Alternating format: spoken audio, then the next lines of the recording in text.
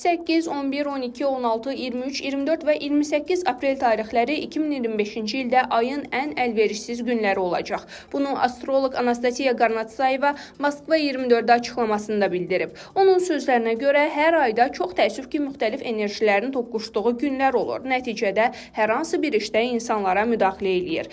8 aprel də belə günlərdən biridir. Bu tarix öküz ilində doğulanlar üçün ən əlverişsiz olacaq. Xüsusilə əjdaha ili altında doğulanlar da 11 və 23-də daha diqqətli olmalıdırlar. Aprelin 12-si və 24-ü də çətin olacaq. Bu tarixlərdə ilan ilində dünyaya göz açanlar ən çətin anlar yaşayacaqlar. Bundan başqa, aprelin 16-sı və 28-i təhlükəli enerji ilə keçəcək. Xoruz ilində anadan olanlara bu dövrdə xüsusilə diqqətli olmağı tövsiyə edirəm deyə ekspert qeyd edib. Həmin günlər istirahətə həsr edilməli və lazımsız emosiyalar olmadan mümkün qədər sakit şəkildə keçirilməlidir. Qarnatsayevanın fikrincə, belə bir zamanda vacib sənədləri imzalamaq, səyahətə çıxmaq, yeni işə başlamaq, evlənmək, tikinti və təmirə başlamaq xüsusilə tövsiyə edilmir.